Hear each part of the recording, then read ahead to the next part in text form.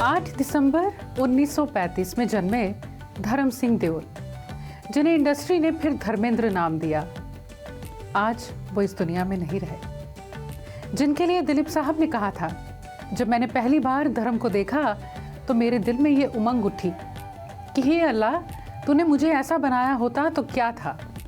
इस कदर खूबसूरत, हसीन, सेहतमंद चेहरा, आंखों से रूहानी रोशनी टपकती थी। इन्हीं दिलीप कुमार साहब की फिल्म शहीद घर वालों से चोरी जाकर देखी थी धर्म जी ने। फिर दिल लगी फिल्म, जिसमें सुरैया जी थी, और उनके लिए इस फिल्म को 40 बार देखा था इन्होंने। जुनून सा हो गया कि एक्टर बनना है। फिल्म फेयर मैगजीन की तरफ से न्यू टैलेंट कॉन्टेस्ट हुआ और दोस्त से कहा, जिसका स्टूडियो था, कि ऐसी फोटोज खींचना कि मैं दिलीप कुमार लगूं। फोटोज भेजी और बुलावा आ भी गया। इस कॉन्टेस्ट में बिमल राय साहब भी जज थे। इन्होंने कॉन्टेस्ट जीता और बिमल दा ने फिल्म ऑफर की बंदनी को शुरू होने में 1 साल लग गया, और इसी बीच अर्जुन हिंगरानी की उनकी फिल्म दिल भी तेरा हम भी तेरे इन्होंने साइन की, जो पहले रिलीज हुई, जिसके लिए इन्हें 51 रुपए मिले थे। जब शोला और शबनम आई तो ये बातें होने लगी कि नया लड़का है और ये चलेगा, लेकिन खुद को अभी यकीन नहीं हो रहा था। फूल और पत्थर 1966 की ये फिल्म, जिसने यकीन दिया कि यहाँ लंबा रहना है।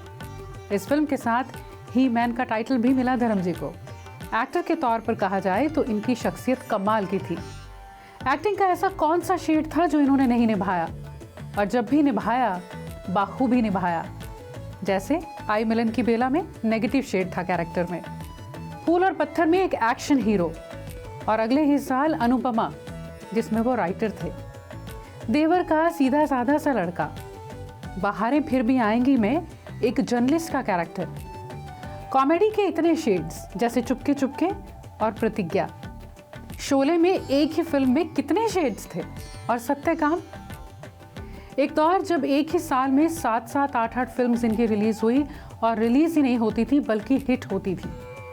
कहा जाता है ऋषिकेश मुखर्जी, जिन्होंने इतनी खूबसूरत फिल्म्स बनाई हैं, कहा करते थे सत्यकाम उनकी बेहतरीन फिल्म है।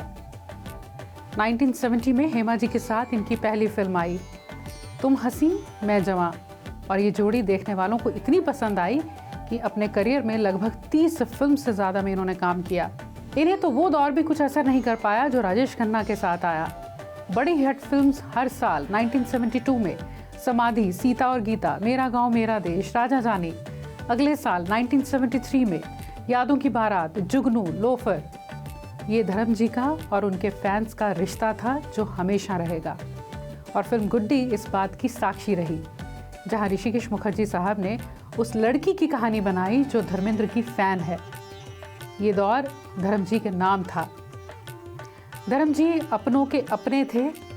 कहा जाता है पंजाब से कोई स्ट्रगलर आता उनके घर तो वो उसे संभालते। अपने करियर में इन्होंने हर हीरोइन के साथ काम किया।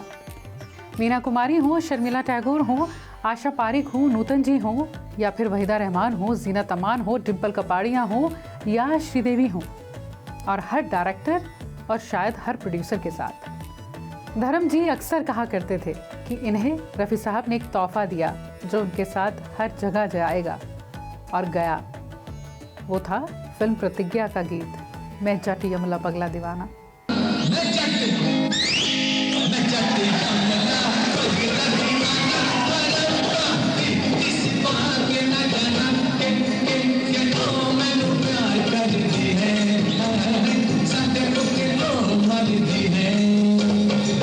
जिसे आनंद बख्शी साहब ने लिखा और लक्ष्मीकांत प्यारेलाल जी ने म्यूज़िक दिया था।